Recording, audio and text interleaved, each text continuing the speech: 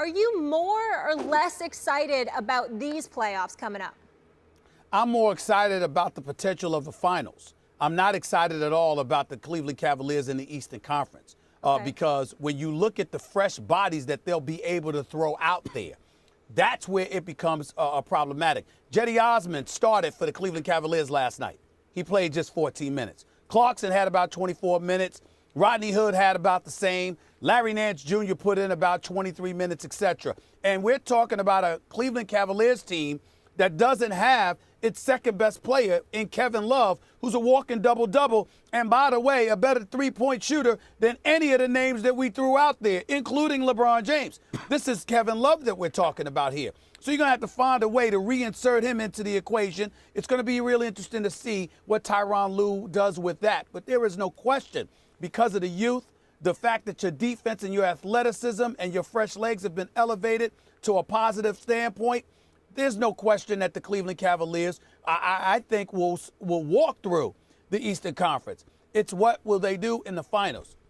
And you're not going to know that until you see how much they can elevate their defensive play, their level of defensive play. We constantly talk about the Golden State Warriors. Klay Thompson, I think Steph Curry's the best shooter I've ever seen. Klay Thompson is right up there. We all know that Kevin Durant is a superstar, et cetera, et cetera. But what we don't give them enough credit for is how formidable Golden State's defense is. They don't win games because they shoot jump shots all the time. They win games because they know how to lock you down when it's time.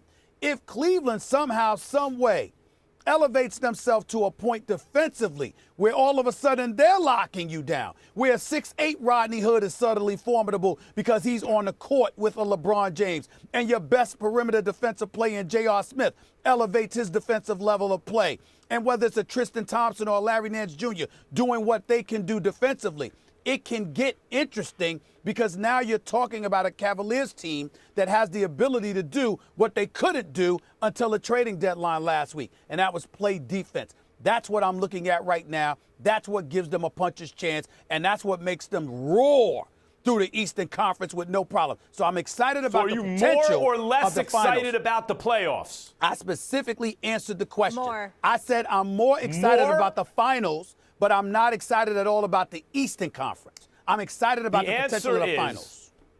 The answer is correct. You should be more excited about the finals, but it's not because the Cavaliers have any chance against the Warriors, because they don't.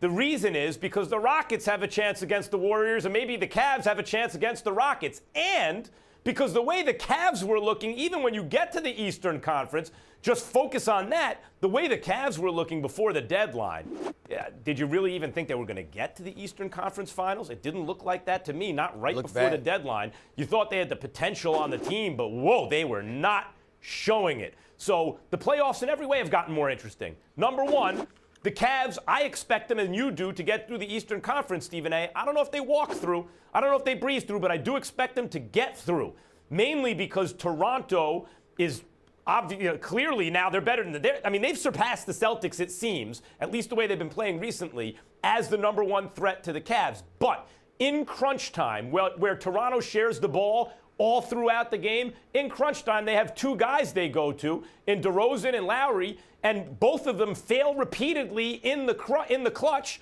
because the other team knows, they're going to go to ISO with one of these two guys, and they focus on them and they stop them. So they need to figure that out. That happens a lot in the NBA, incidentally, when you have talents like DeRozan. If they're not good enough to get it done 1-on-5, you ain't going to win. And if they're not smart enough to know I got to go to other guys right now because everyone's focusing on me, you ain't going to win. And I think that's what Toronto is facing now. So I agree the Cavs get by them. But Toronto's been so good, holding opponents to so few points while scoring so many, it may not come down to crunch time. So the Eastern Conference, because the Cavs got better, because we're not sure that this is not just a honeymoon phase, that this is actually sustainable, the Eastern Conference playoffs are much more interesting than they were before the trade, where you thought, the Cavs ain't going to get to the conference finals. The Western Conference is more interesting because the Rockets got better, and the finals are more interesting because there's a chance it could be the Rockets instead of Golden State, and then no matter who it is from the East, the Cavaliers especially, but even maybe the Raptors or maybe the Celtics, the finals then become more, I don't know who's going to win. Stephen In every A., why way, are the you playoffs down just on got the more East? interesting.